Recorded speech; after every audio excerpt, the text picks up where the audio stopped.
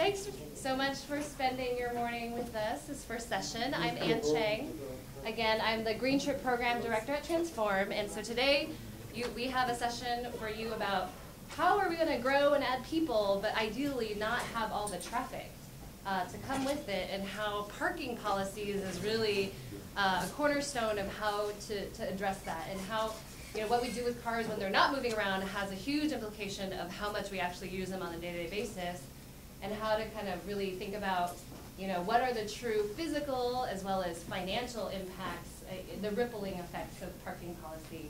We've inherited this suburban-style land development pattern that's created a lot of issues. The recent foreclosure crisis, folks basically driving till they qualify out in the suburbs, and then realizing all the savings that they thought they would get from, owning more affordable homes resulted in actually seeing all their costs in transportation rise and kind of basically eat up all the savings that they thought they were getting. And so with that, it's not only regional congestion that results from it, but just, major, just it's not fitting with, I think, now that we've done this experiment, people are realizing that there's alternatives that people are seeing a variety of ways to live, and it's not just one way. And so we just haven't caught up in terms of meeting that need. Actually, the Urban Land Institute has done a great study recently called the New California Dream, and they surveyed 4 major metropolitan regions of California, and you can see here, here's the demand by 2035 of infill, smart growth, convenient communities where it's easy to walk around, get to what you need, and access, get access to the region without driving all the time. So we're not saying not driving ever, but just living in places where you have options. But you can see here, as the slide of 2010 is, there's only 1 million households in all these 4 metro regions, and the gap is kind of staggering. And it's a combination of I called it the silver tsunami, or the retirement. My mom's one of those folks where she's currently in a single family home, but she wants to, she's retired now. She wants to walk around, go to the theater, and live somewhere really convenient, but there's just not a lot of options. It's either 100% affordable, or it's super high-rise expensive, and there's just very little in between. And so we're all trying to get to that, as well as millennials. So it's very much the mentality is moving in this direction, and the data proves it. So I just wanted to share a story to illustrate about parking.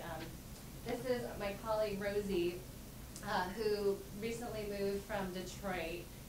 She works in our Safe Routes program, but she really wanted to basically shed her car, move car-free. She's got her two bikes here. And so why is she sitting here looking at her bikes in her living room when she has 2 free parking spaces? So she moved to Jack London Square within walking distance of work. And unfortunately, she doesn't have cars to put here, and she can't even put her bikes there because of the rules of this apartment. And we're estimating that it's, an inflation of at least $200 a month on their rent as a result. And that's just, when you have this level of parking in transit-rich locations, we just have to be more sensitive, or realize that when you're housing as much car as people, it definitely impacts the price of where you live. And the other impact is simply just the design issues. When you have mostly parking, you're basically eating up great sidewalk space with dead zones without active passive monitoring by residents, and it's just kind of detracts from the whole walkability goal of neighborhoods when we put more parking than you say active passive monitoring? I'm sorry, passive monitoring of active. So like as folks living. Usually when we talk about active storefronts, if the storefronts are open and visible, you can you feel safer as a pedestrian because there's people there's activity, but it's a passive. It's more pleasant, but it's actually also safer. Exactly, yes. The whole eyes on the street idea. Exactly, right. You're not going to be left out, yeah. So just to do a quick, this is a great photo transformation from BTA and Urban Advantage, but this is right off of the corner, and I just want to hear real quick suggestions suggestions of what could be better about this environment. Everything. Is Just that Dick Center? Yeah. Okay. Basco. You want to just popcorn some, just raise your hand. I keep thinking of selling air rights for apartments. What could be better? Here, we've got this big wide boulevard. Any suggestions? Just your gut reaction, just, what's that? Move your building frontage. Move the building, right, because where is the building actually? It's really hard to see. It's like way over here, and here's this poor pedestrian. Yes, so moving the buildings up front. Anyone else? Adding crosswalks, right? And bulb outs. Bulb outs, so that you can narrow the distance that pedestrian has to travel. Anyone else? Bike lanes? Bike lanes, yes, that would be a great idea, adding those. Trees. Yeah, trees, look it's just, they're all on the edges and way out, a few here and there, but very, very exposed, Well, right? in a place where I came from, and you needed fewer through lanes because you have left turn lanes and right turn lanes. So by having left turn lanes and right turn lanes, you can get rid of a lane. Right, so here is, I think it is a left turn lane, right But here. it's not a shared one. But it's not a- bike lanes and Yeah. shared left turn lanes. So looking at how this could be reconfigured, because it's 1, 2, 3 lanes, and then 3 in each direction, Really? 7 total lanes. Anyone else? Green space or parklets? Yes, Parklets. more little like more pockets of green beyond the Or trees. even like something, like parklets where people can actually even sit. Parklets, right, so maybe you could add, bulb outs and little cafe seating areas, which San Jose, there was for, I think, Chris. Parking day. Parking day, yes! We did it at Meridian and San Carlos. Awesome. One of the Starbucks, they're almost in front of Starbucks. It's great, right? It's just, anyone else? Mixed use development. Mixed use development, yeah. Seems to be all commercial there. Yeah, Where's it's the all housing? covered, no housing on top, like what is all this, right? Nothing here, not taking advantage of. That's what I meant by the air rights, put everything up there. Right. And the parking can be for whatever's above there. And there's a transit line that runs along that street, but I don't see any protected bus shelters. Yeah, so this is the future BRT corridor, and, right, what could, make it easier for buses to get through, and there's actually a concurrent session right now touring the corridor, but, what about dedicated bus lanes and how that would help, let traffic move through. So, you guys are already planning experts, because check this out, there you go, everything you want. What's The that? BRT lane is that lane that became available because it went away because you have left turn and right turn. Right, so that's, I don't think, here's the next view. This one does not, this is how the dedicated lanes on the side versus down the middle. And so here you go, you've brought the buildings up front, you've got the mixed use, you've got great visibility, and just basically, actually this whole new street was added, just creating more ways to get around easily and breaking up that space. Literally just having more things to look at as you're walking literally makes you forget the distance, and you're willing, it's been studied that you're willing to walk further and more when this is the case. Not to mention that you might actually be able to go someplace. Yeah, there's something to go As to, opposed right? to just walking past the giant parking lot, which is what I always spend a lot of Okay, time. there's a problem with this. Those are top-end apartments and the studios look like $2,000 a month. So that's another That's question. what we're running into now here. Yes, the cost of housing is incredible, and so we'll get into that a little bit, Okay. and ways to address how to make housing more affordable, really through the transportation element, parking piece. So anyway, so for those who haven't gone through this process, you guys, planning is very intuitive. Our goal today is just to kind of demystify it and really allow you, really tap into your gut and know that when you know what's good when you see it, right? Where do you want to go on vacation? What are places that you're drawn to? You're not like dying to go. They're like, oh, I went on vacation. I would love to just hang out in a huge swath of concrete, and I don't know what you would do. Just Well, the guy play I kickball. I don't know. he's like, oh, I love this because I can actually park my car. So it's that other neighborhood that's probably hard to find parking. Right. So Of course I have to drive it. Oh, well, the apartment that is around the edge of that only costs about $500 a month.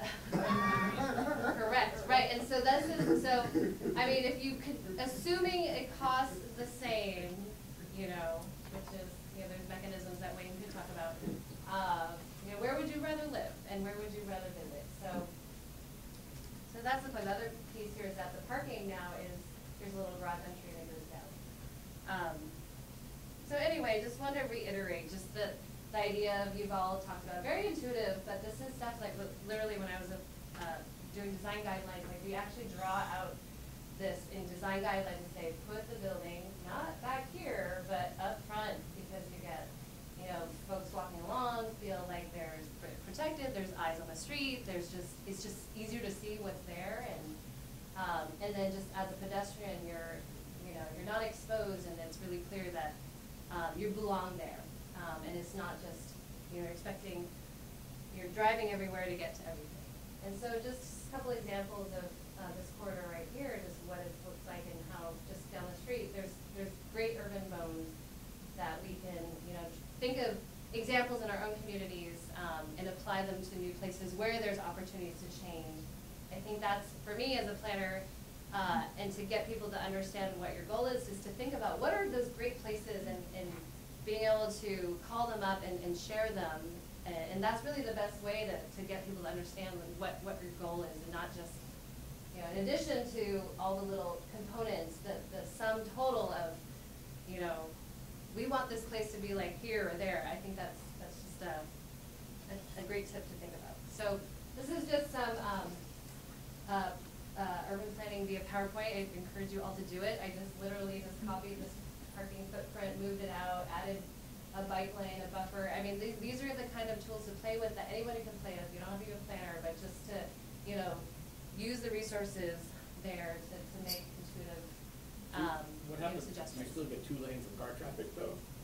This is, right, so that's, I'm just, you know, just demonstrating, but just to show you that you don't have to have an architectural degree to kind of think through spatially how much room you really have and what's realistic when you start moving things around. So this is just repeating that, you know, parking, ideally, when we design for, and when we expect everybody to drive to everything, then you have each use essentially with its own parking lot, and you're driving one thing to another. But when you design for, you know, people, and assuming that, you know, maybe you're driving to one place, but essentially you get to walk between multiple places. This is called the park once district idea. So you have commercial corridors that are anchored with, you know, parking in certain areas, but it's not every single store is doing their own parking. So now to talk about a little about the fiscal impacts and just financially, you know, here's a great, this data is not collected consistently, but we're wanting to see it done more and more. But how many people, so this is, in San Diego, they studied all affordable housing, and then they found the vehicle ownership essentially tracks with income. And how many, does that surprise anyone that this is the case? So the housing costs is reversing that. There's not enough money left over for cars. Correct, right. You know, with the cost of housing, how do you balance it all? Because at this point, it's on average, households are spending, you know, in the Bay Area up to, for lower income households, up to 60 to 80% of their income on both housing and transportation. And you look 100 years ago, and something, I think it was 2% of income was for transportation. So how do we chip away at that and make quality of life more accessible to all? So the thing, given this, we know this is the case, but unfortunately the codes are evolving. San Jose is actually in the midst of changing them, which is great. But Oakland actually saying that it was, you know, codes from 1960. So how do we decide how much parking goes with housing when you add housing, when you are growing and developing? And so this is an example of a project assuming transit's right here, and you're applying essentially the national average of parking requirements of 2.2 parking spaces per household. And when you have this you know, 800 unit project on 8 acres, and when you take that and multiply it out by the 800 units, you get a quarter of your site dedicated to parking. And does that make sense when theoretically this is, there's a transit station right there with, hundreds of trains a day or buses. And so we don't think so. We would love to see this scenario instead where, so basically the Cervero, this is from Bob Cervero at UC Berkeley, did a great study demonstrating that the actual observed parking demand is more about 1.1 spaces per unit. And so we took that and put it, ratcheted down just a little bit more to 0.7, and essentially you're creating more units, you're creating 222 units, saving a whopping $20 million, assuming a $20,000 per space cost. And is that a multi-level garage? Yes, multi-level garage, which is probably underestimating the cost at $20,000 per spot.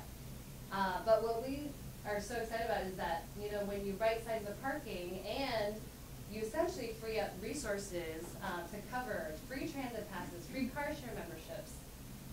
And this is essentially the story of Green Trip, but we'll do that in a second. So just to go, cement in your heads, I think more and more Transform, we've been seeing communities wake up and become aware of the true cost of parking, and that it's just not this thing that, we expect it to be free, but is it really free when you start looking at the cost? And just to show you the kind of a menu here, this, depending on where you are, so this is not including land costs, and this could probably be a bit lower, but generally it's, anytime you're structuring a parking space with concrete, it's about $50,000. I just got this quote from a local developer. And then when you go underground, it goes up to 80,000 per space. And so,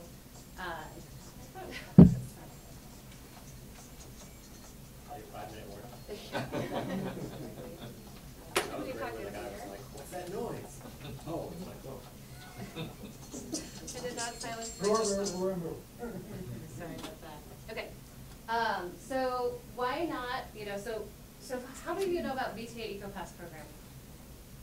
Great. So those who don't, it's just this phenomenal, bulk purchase program. VTA is the original agency to have this in the Bay Area, 15 years old now. You basically can get a transit pass, $70 a year to ride all the light rail and bus on average, I'd say. And when you add that up for 50 years, that's only $3,500. It's, the prices are you might change a little bit, but just when you compare that to parking spaces. A normal bus pass is $70 a month for those. Just for, exactly, right. And so, what is the right, how do we fit the right transportation requirements and amenities for new development, especially in transit-rich neighborhoods? So, just a summary, so VTA has it, AC Transit up in the East Bay has it, and when we've been created our Green Trip program, we've gotten Caltrain and Samtrans to offer it as well. So Caltrain has a pass for employers, but they're now open to doing it for residential. And our pass had a project, but it went away, but they're still open, which is great. And so this is basically one of our most recent Green Trip certified projects, 4th Street Housing, in just right next to Gish Light Rail Station. And so you have the project evaluation report, and so basically everybody who lives in First Community Housing, not just these units, but all of their projects, you get a free transit pass. And Green Trip transforms essentially our green certification for new development, but focused on transportation, parking, and basically we're getting, in this case, this developer has been doing it forever. They're awesome.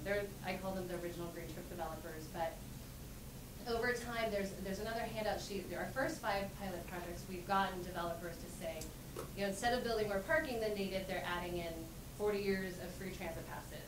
Actually, the Loney just down the way was our first Green Trip certified project that took this on voluntarily, and they essentially bundled in the cost of transit passes and unbundled the cost of parking. So, and that way it becomes this thing that's marketed and it's an amenity, very much like a pool, but now people they're tying it all together, and people are supported it with more affordable transportation. We have a question. Yeah. Yeah, Mountview wants to unbundle parking, but it keeps citing a court challenge that doesn't allow you to do that with the present time. Oh, well, I can I don't have the latest in my head, but we can follow up and talk about that. Okay. Yeah. So here's, just a resident from First Community Housing Project and their passive, another project. This is where they are relative to light rail. If you look on the handouts, hundreds of train a day. And just cumulatively, the effect of our Green Trip Certified Project program has so far, just in the first 5 projects, just great benefits, and we're aiming to essentially continue doing that. We just actually now are up to 10 certified projects, and really excited that developers, so when you're out there in the planning world, you'll hear developers say, no, we can't do that, and just, just as there's so many different types of people, there's also very different types of developers, and just recently there's a new California infill builder, so I think it depends, some developers are ready to do reduced parking, adding transit passes. It's an emerging thing, but anyway, just going to flag that and stop there. So I just threw this up here. Does anyone know where this is? In Santa Clara County? Santa Teresa. No. Cisco? Yeah, Cisco, Milpitas, North San Jose. That's what I Yeah. meant. This is Tasman Drive. So this is where the light rail runs. In fact, that's, I think, Cisco Way light rail station there. So I think this is trying to, kind of illustrate the same point that Ann made, which is just that parking and, oversupply of parking can really get in the way here of creating more walkable, compact communities.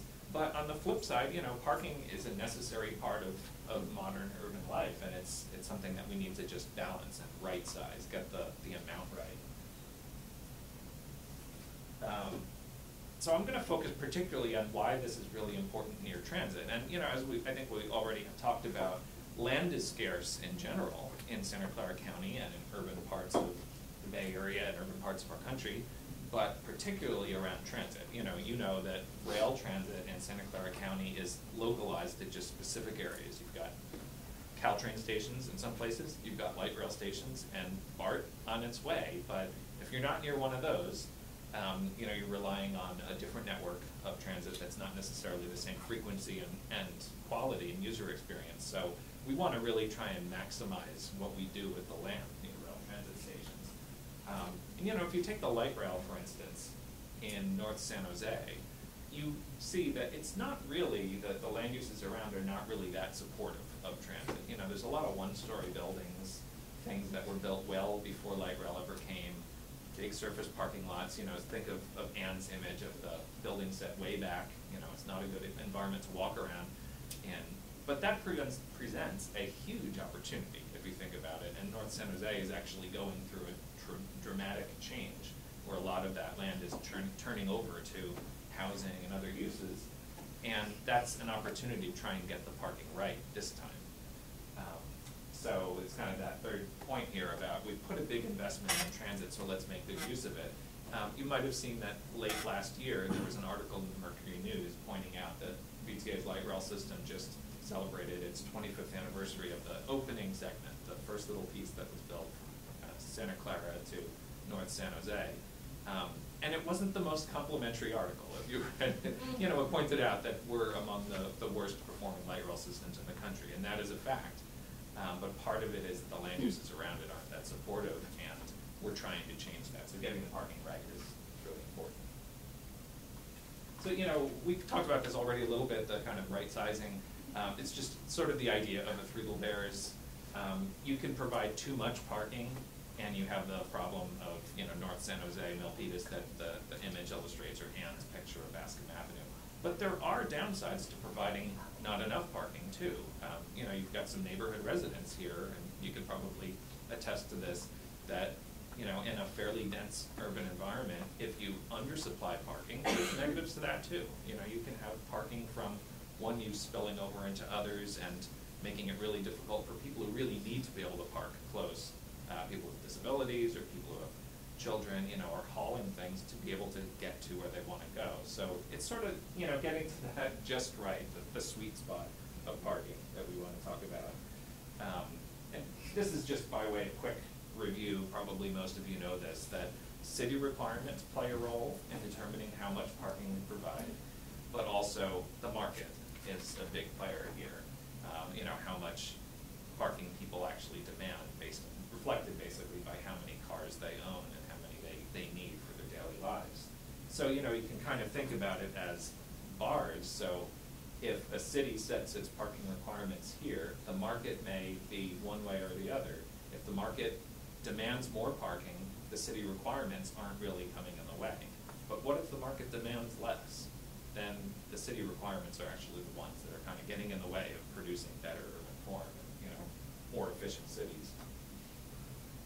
So I don't know, has anyone seen a talk or a web presentation or anything by Don Shoup of UCLA?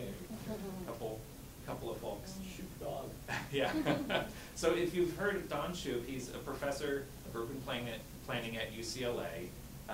He is just a great, incredibly knowledgeable speaker about parking policy, its importance in urban form, and kind of the economics of it and so forth. He has a great presentation where he talks about, you know, where do cities come up with their parking requirements? And cities often come up with their parking requirements in two ways. And he has a great presentation where he kind of shows, for instance, that cities will have these crazy requirements like, you know, 10 parking spaces for a funeral home and 20 for a billiards hall and so forth, which aren't necessarily based on anything. It's just that they're copied from this manual or they're copied from their neighboring city. This manual, this is kind of the national standard for how you set parking requirements in the United States. It's Parking Generation by the Institute of Transportation Engineers. And many cities set their parking requirements based on this, or maybe a combination of that and looking at their neighboring cities. California has one too. I don't think that there is a specific manual. Some cities will have ones that are so comprehensive that then other cities rely, like Sandag or San Diego has a pretty comprehensive set of parking entry generation manuals. Yeah, but that comes from, hey, in Mountain that comes from higher up. And we have to do some deep persuading to I think it's often from here, yeah. It's people kind of view this as the Bible, and it's really not. You know, when you look at this manual, one thing you'll find is for every land use, any major land use, it'll have a parking rate estimated based on studies of, you know, how much parking is required at these kinds of developments around the country. One problem there is, first of all, that many of these studies of land uses are done in other parts of the country that have no transit, no biking and walking happening. You know, they're done in like suburban South Florida or in Topeka, Kansas, or, you know, places like that that have no relevance to the South Bay here. Everybody drives everywhere, and you know, it's just different urban characteristics. Often, also, there's very few studies to support. So, you know, you may look at something and it looks very precise. It says, you know, 3.86 spaces per 1,000 square feet. But then you realize that there's only 4 studies that back that up, and why should it be that precise? The manual explains that, but then how it's applied. And the studies were done in 1960. That's another point, is some of these are, yeah, they're really old, and they don't necessarily account for some of the changing trends, you know, that were highlighted in the plenary session. You know, the HUD speaker talked about there are changes going on in the country.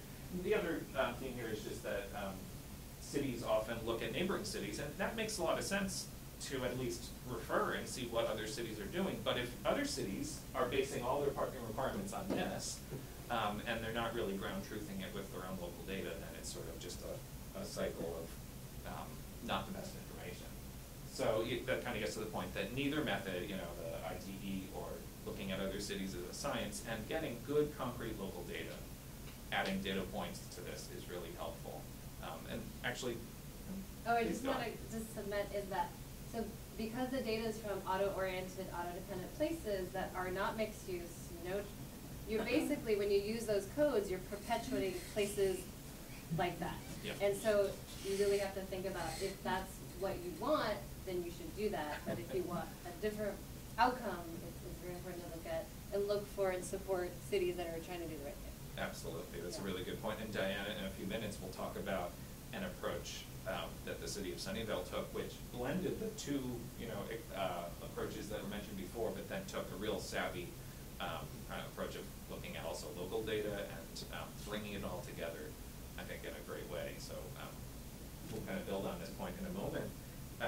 What I wanted to talk about, just as kind of a coda to this presentation, is now just one data point here of an effort recently in the South Bay to look at actual parking data and then see, does this match up? Is this consistent with what the cities are requiring, or are developments actually seeing a lot less parking or a lot more parking needed?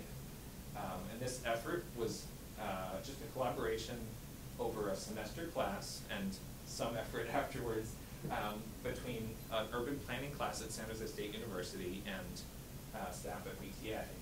And this is the title of the study. If you are interested, it's available on the San Jose State Urban Planning Department website. It's very easy to find if you search some of these terms. TOD, parking in Santa Clara County. And I want to credit the people who are really responsible for this. There was a big team of folks, and we actually are privileged to have two in the room, right in the audience here, who are involved in this.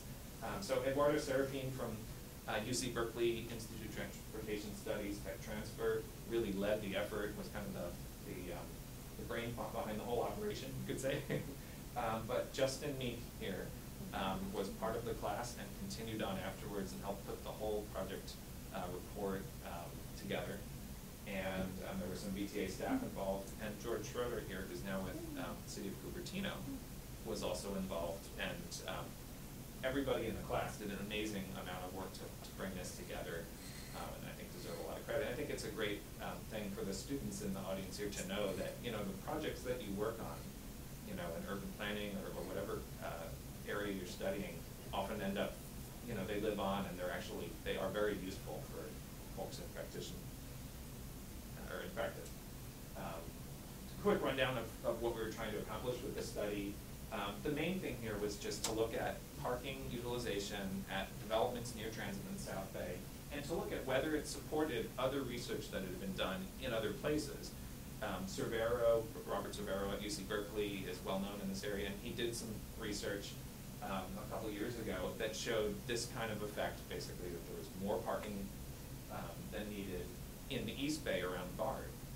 But, people will say, well, that's BART, and that's the East Bay, we're different down here in Santa Clara County. So we wanted to provide some local evidence and then add that to the mix nationally.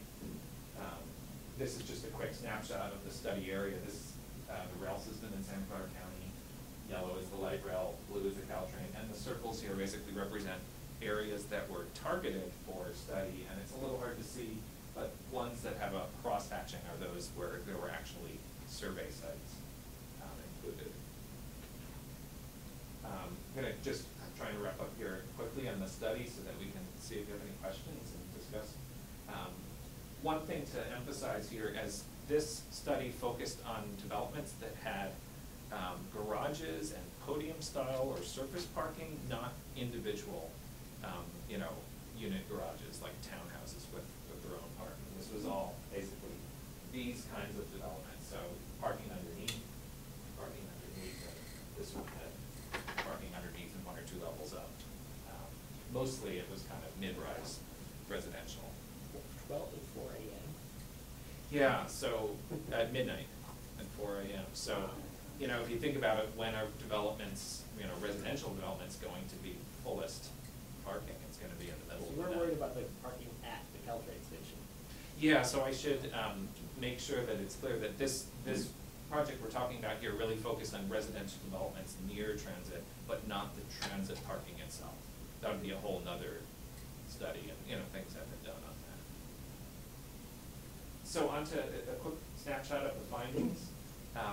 The study looked at almost 10,000 parking spaces at 12 developments and found that more than a quarter of them were empty on the nights that were surveyed.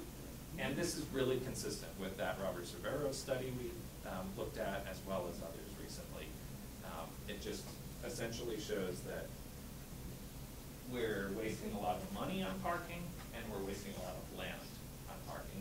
This number here assumes actually about $15,000 of parking space, so this is very conservative, but probably a substantial underestimate. We just, in the study, put that in as a placeholder. But, I thought this was actually Anne's suggestion to make it, really tangible, is that amount of parking, 2,500 extra spaces, is equivalent to 8 Caesar Chavez plazas. If you think about, we're building all this new development, we're accommodating the needs of growth in Silicon Valley, and we constantly talk about, well, couldn't we have more park space, more public space? Well, if we could just devote a little bit of this extra parking space to other things, maybe you could end up with an extra Caesar Chavez plaza. When you say podium style, this is multi-layered? Yeah, so podium style, it's a bit of a geeky planning term for, it's the kind of development that usually has 1 or 2 levels of parking at the bottom, and then, which is all concrete. So it's like slightly underground, like half underground? Sometimes, yeah, it'll be maybe like a level or a half level below, and then maybe a level above of parking, and that's all concrete. When you see these new developments built, it's usually, that's all poured concrete, and then above that, it's wood. It's still basically building wood frames on top of what they call a podium. So those are pretty expensive parking spots. Yes. And they don't necessarily take up land because they're sort of sharing the land with the thing that's above them. Exactly. So, this analogy of how much space is just to illustrate a little bit. You couldn't necessarily, reclaim eight Caesar Chavez plazas if you reclaimed all that parking, but you could certainly grab a lot more space. The money, yeah. Yeah, and it's kind of Anne's point, investment, yeah. where, you could actually reconfigure your space to probably have certainly more open space on it. Or instead, you could have more ground floor retail, or childcare centers, or just something that's active use. That space could be dedicated to something else, Exactly. and the resources as well. Exactly. So just a few more kind of summary findings, but the main thing is that this really led us to the team to believe that parking is oversupplied, or there's this term over parking. These developments have too much parking for the demand. A quick snapshot of these bars represent the amount of parking that was used in spaces per unit for the 12 developments, and then this shaded area represents the range of local parking requirements in the cities that were studied for about 1.25 to 2.5 spaces per unit. So you can see all 12 of these were really at the low end of the range of requirements, suggesting that there's room to improve. Just a couple, thoughts on policy implications that the team came up with. I'll just mention one particularly, we've kind of touched on these already. It's just that BTA and BART are working on expansions to the BART system into Santa Clara County. So when BART comes, lots of opportunity to have denser development near transit, and would probably require less parking. And bus rapid transit is coming.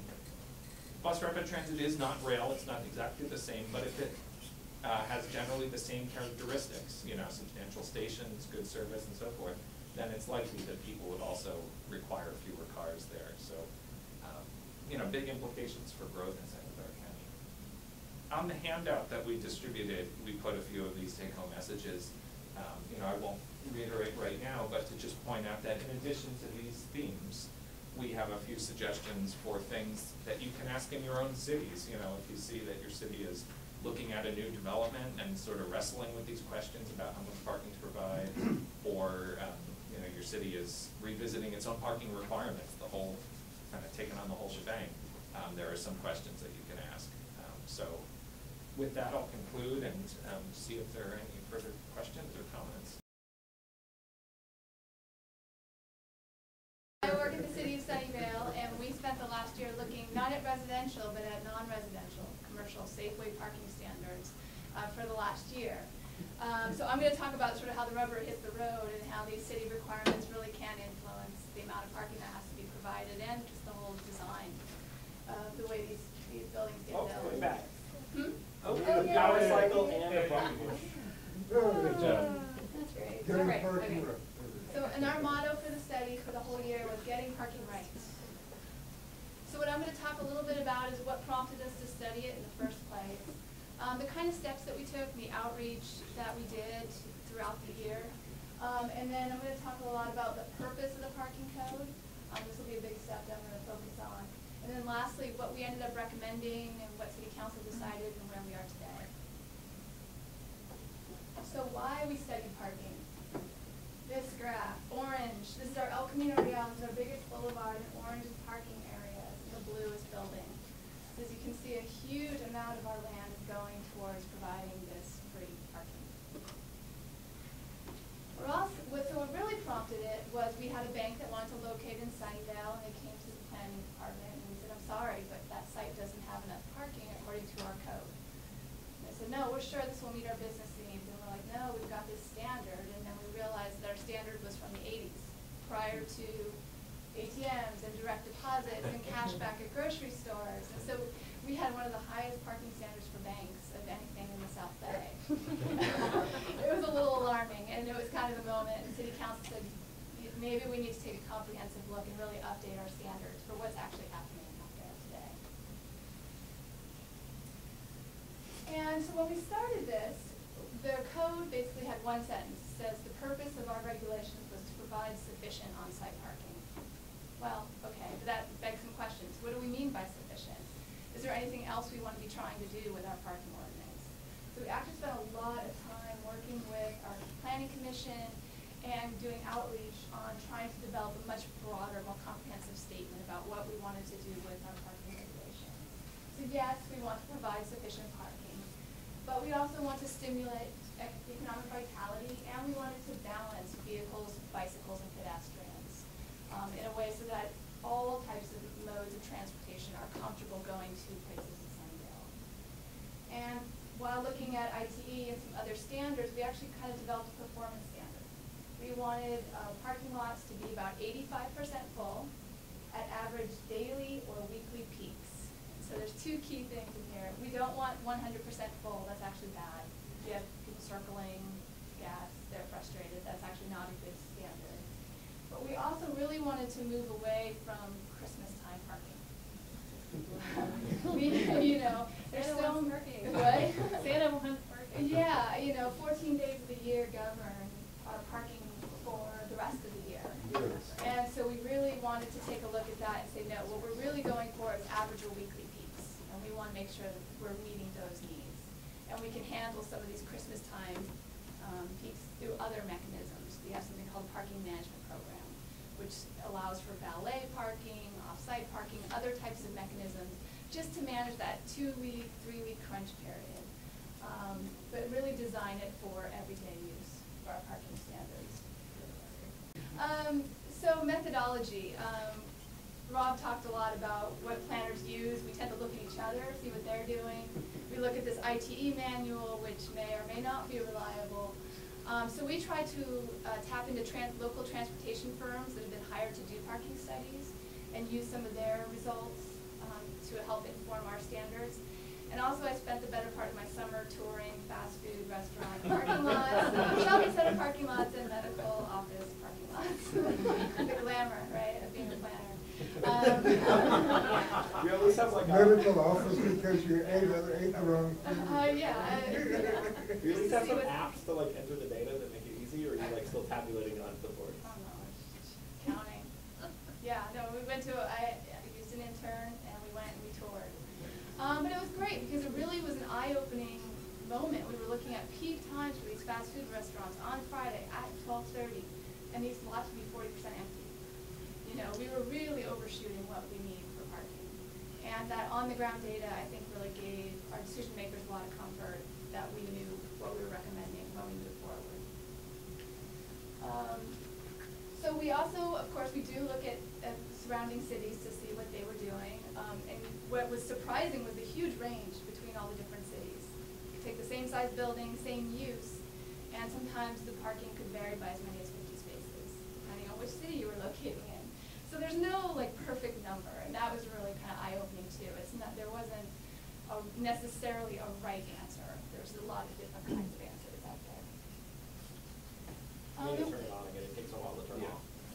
Like children's bulb or Oh, there you go. Okay. But no love. No love. Okay. Well, there's that part. We'll see. Okay. So for participation, we actually took advantage of SurveyMonkey, and we used that for two purposes. One, to sort of help get people's feedback about generally how they feel about parking, and also to help identify uses where maybe there is parking issues. So we were trying to sort of source that from a large variety of residents to find out where the issues were. And we actually saw a pretty strong pattern. Fitness centers were usually pretty high impact parking uses, and restaurants with bars. But a lot of the uses that we had really high standards for, actually, no one seemed to be having concerns with those. Please bring the shoulders. I know. So what we did is we also went out to our commissions. We have a planning commission, a sustainability commission, and a bicycle and pedestrian advisory commission. And so they were really great in helping sort of to advocate some of the policies and the roads that we were going down, and to bring people from the community in. And that was a really important part of that study.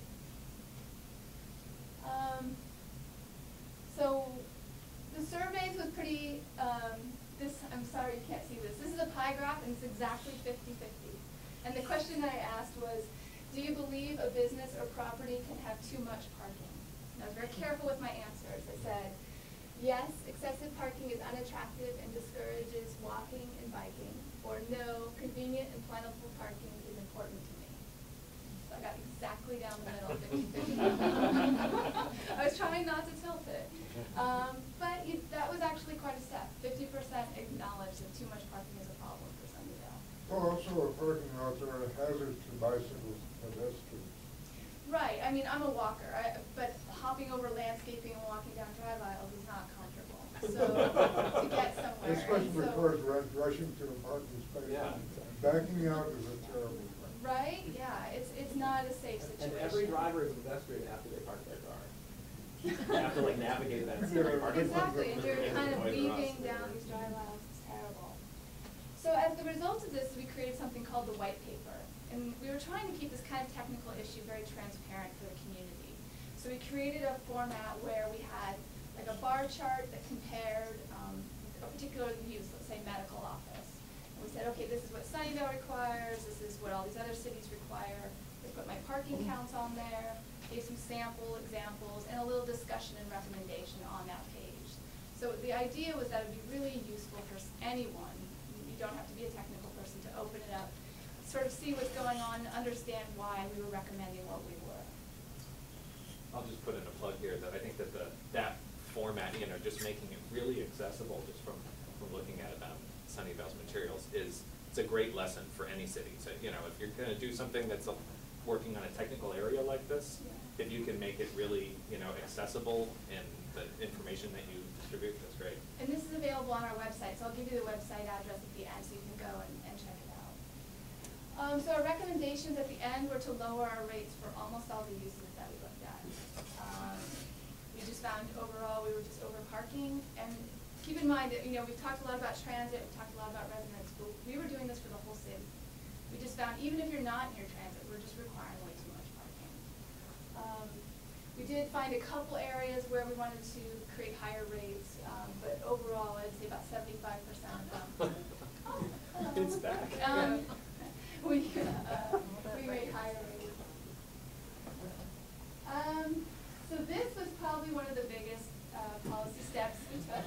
We actually created not just minimums, but maximums. Sunnyvale has always had maximums for industrial, but we wanted to spread that concept to all of our commercial uses. Definitely, this was the most controversial thing we were recommending at that time. And what we were trying to do is just find these brackets of what we thought businesses needed. And the reason why we put that into place is because we've had several issues with especially big out-of-town chains coming in and saying, we need this much parking. This is what our headquarters demands. And we didn't really have a mechanism to sort of say, well, stop, wait, think about it. So these maximums were supposed to do that. And the way we created a comfort level with that is because we also had something called an adjustment procedure. And so this was some built-in flexibility to the code. So you could vary from both the minimums or the maximums, but you had to meet very specific criteria. So for example, on the minimums, you could definitely go below a minimum if you were close to transit, or if you were within walking distance of employment centers, things like that. And it's all pretty clearly laid out in the actual code regulations when you can do that. And also for maximums, if you had a lot of great design features for pedestrians and bicyclists in your parking lot, and you could prove with some information from other sites that you need more than our maximums, that's still something we could consider. It's still possible to do. So these two things paired together were a big part, I think, of what got this whole package through council. We also codified our bicycle parking requirements, which we hadn't up until then. Yeah, woohoo.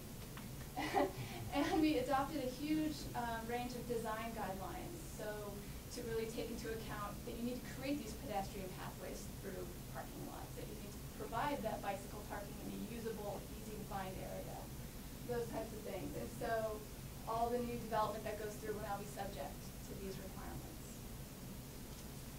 So we went to City Council on December 18th, and it did pass. And so we were very pleased with that. And the 2012. What? December 18th. 2012, you mean? 12, sorry. Most people may be automatic. It's still Must have been to go forward before thinking.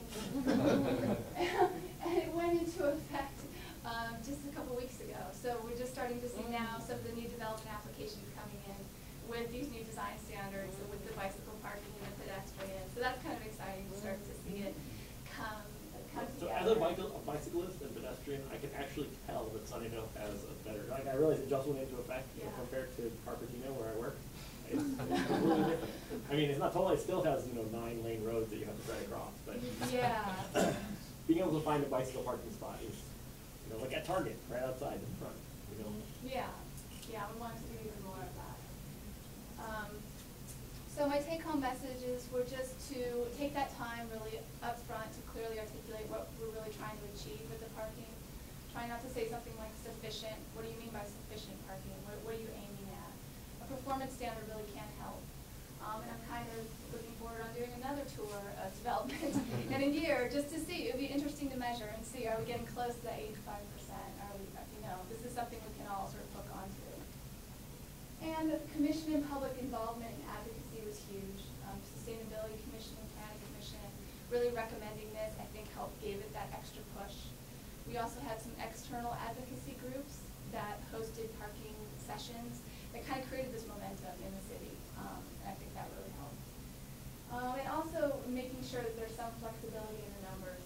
One size just doesn't fit all. I could do 20 different fast food restaurants. They'd all be vastly overparked, except for In-N-Out Burger, which would be crammed.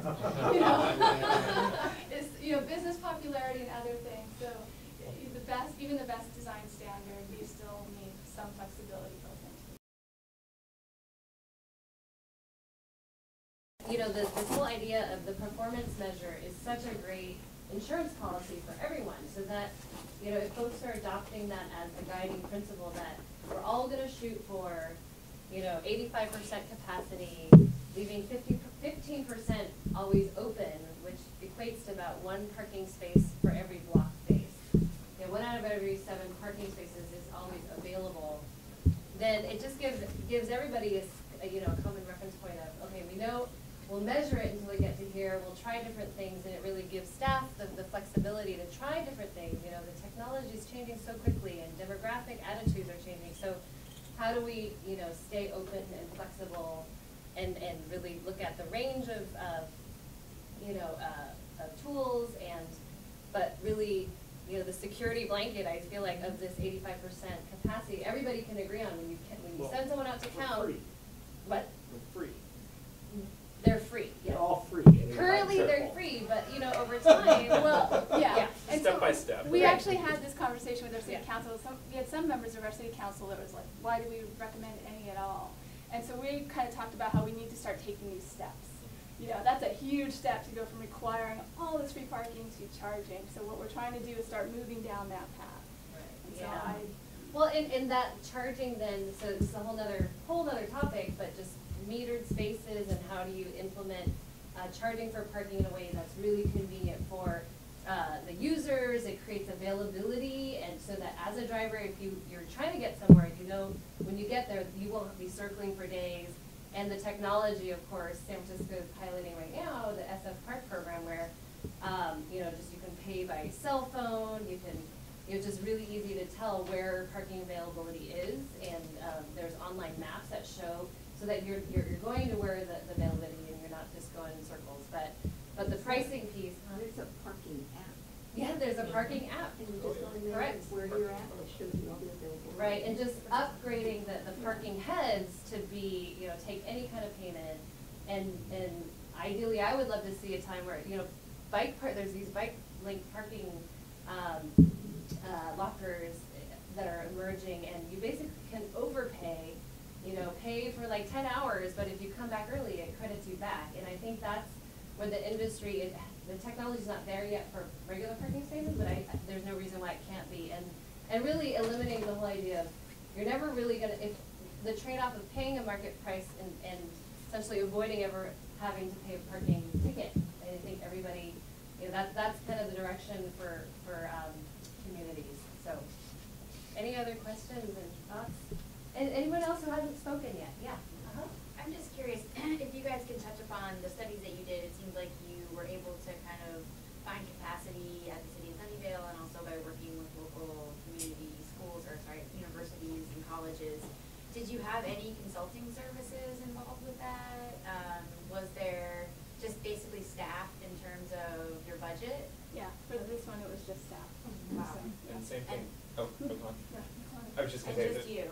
at the VTA, it was basically just something, VTA doesn't have a research budget for this kind of thing, so it was basically a couple of us, often putting in time, end of the day, weekend, just trying to review reports and stuff. But really, the effort was the students and the lecturer at San Jose State. So those kind of partnerships are huge. And I was just speaking with a current San Jose State student who's telling me that there's many more going on. We're working on walkability at Diridon and so forth. So yeah, it's sort of ad hoc. You just try and find resources when you can. VTA actually has applied for a couple of grants to try and do this sort of work, and unfortunately we haven't been selected. I think some of it has to do with just that there are so many other competing priorities. Folks look at, well, parking data, is that really the highest priority? And it was just due to staff members. You said you had an intern. I had an intern, and it was just us two. Yeah. Yeah, I didn't have any professional helping on that. One of the concepts that's been kicking around in the advanced transit folks is the idea of having remote parking lots with some of the computer-controlled pod car technology, PRT technology that would feed from that remote parking lot into the commercial district, the downtown district. Has anybody been talking about those kinds of options? Well, I guess just in without the PRT, I alluded to the Park Once district. So the idea that in a commercial district, you're designating places for people to easily park, potentially even free, but it's not dominating the landscape. It's kind of tucked away, and there's very obvious, safe, clear paths to get you to the commercial, the hub of activity. But the PRT piece it's out there for sure. I know there's folks interested. I think for Transform's perspective, we're very much, want to support the existing infrastructure and, build on the existing technologies, and the whole idea of duplicating networks that, don't complement each other, and then you're creating all this infrastructure that, the network is so limited. But I think what you're saying maybe is just the short distance kind of like, people mover kind of thing, or? Kind of, yeah. something like that. Yeah. So imagine, when Diridon talks about connecting to the high-speed rail, we'll give more of a flavor kind for of this feeder ways to feed yeah. people from the outer So areas. now you've got, Yes. wherever that network serves, you can get on it any place and go to any place. Yeah, yeah. Just look kind of like you do with cars. Right, exactly. And just the simplest form is shuttles. And so we've been looking at helping to set up parking benefit districts where, in a neighborhood, if you're charging for parking, a portion of that revenue goes back to the community, and even more so to the business improvement district, so that they can decide to, they know what's best for their commercial needs, and all of a sudden you're creating a revenue flow that directly supports, the greater goal of overall, sales activity and economic development. And just the parking pricing piece is to unlock and fund kind of ongoing, Pasadena, I think it was 600 meters, and they basically, they get $4.5 million of annual revenue, and they bonded it at the beginning, so they got this huge upfront, slug of investment of $5 million to, do all the great pedestrian streetscaping pieces, and then moving forward, they were able to cover security guards. I mean, they didn't do shuttles, but that's another thing that, depending on what your community needs are, that I see that as an emerging, mechanism now that redevelopment funding's gone away. Like, this is, in places where the cities aren't already capturing parking revenues for general fund use and are willing to look and bring something back to the local community to decide what's best for their needs.